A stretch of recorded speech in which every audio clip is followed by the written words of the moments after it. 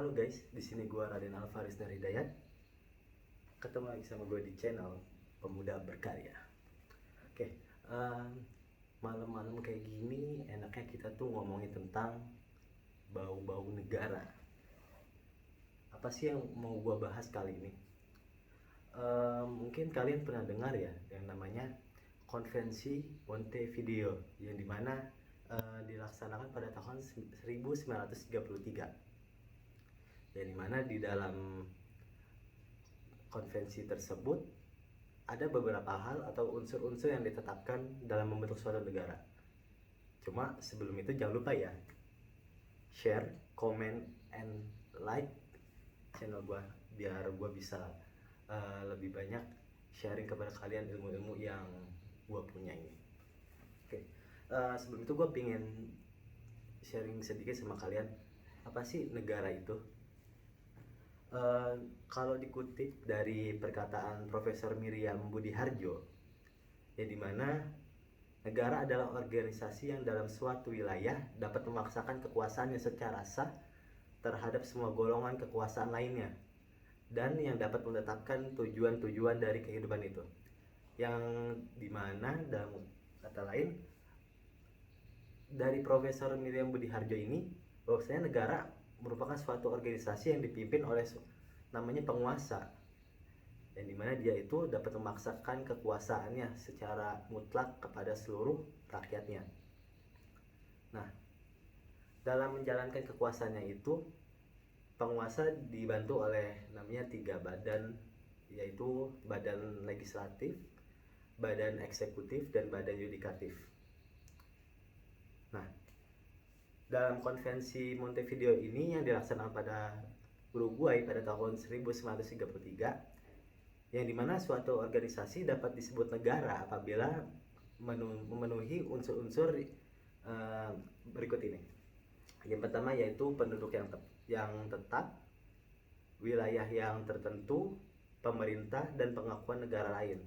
Nah, dari empat unsur ini dibagi menjadi 2, yaitu unsur deklaratif dan konstitutif, yang dimana konstitutif itu antara lain penduduk, wilayah, dan pemerintah, sedangkan deklaratif itu pengakuan dari negara lain. Nah, apa sih yang dimaksud dengan penduduk tetap?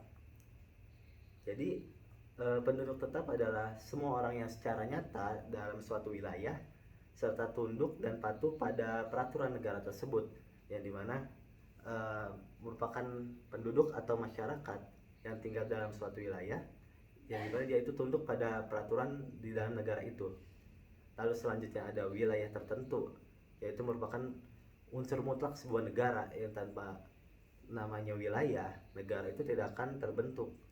Nah, wilayah itu sendiri merupakan landasan material atau fisik suatu negara. Selanjutnya ada yang namanya pemerintah, yang dimana pemerintah adalah kekuasaan tertinggi di suatu negara yang berlaku untuk seluruh wilayah dan segenap rakyat di negara tersebut. Pastinya dong, dalam suatu organisasi atau namanya lingkungan masyarakat pasti ada yang namanya pemerintah atau penguasa, yang dimana dia berwenang untuk mengatur serta memberi tujuan kemana arahnya negara ini. Lalu selanjutnya ada yang namanya pengakuan negara lain, yang dimana dalam membentuk suatu negara pasti dibutuhkan yang namanya suatu pengakuan dari negara lain atau deklaratif dari negara lain. Seperti contoh, Indonesia yang diakui kemerdekaannya oleh negara Palestina, yang dimana merupakan pengakuan dari negara lain, yang dimana itu memperkuat terbentuknya sebuah negara. Atau pengakuan dari negara lain juga terbagi menjadi 2, yaitu adanya de facto dan de jure.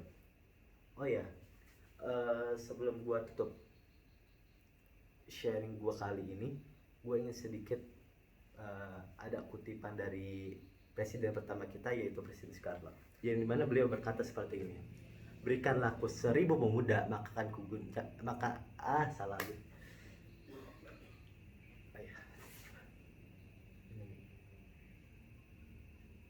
Oh iya, gue punya satu kutipan dari presiden kita yang pertama, yaitu Presiden Soekarno, yang dimana beliau berkata seperti ini: berikanlah aku 1000 orang tua, maka akan kucabut Gunung Semeru dari akarnya, dan berikanlah ku 10.000 pemuda, niscaya akan kuguncangkan dunia. Bangsa yang hebat adalah bangsa yang menghormati jasa pahlawannya. Soekarno. Dengan kata lain, kita sebagai pemuda harus bisa lebih hebat daripada namanya orang tua. Karena pemuda itu tenaganya masih kuat, masih oke, sehingga masih sangat diperlukan sekali. Oke, sekian dari gua, Raden Alvarez Hidayat. Salam.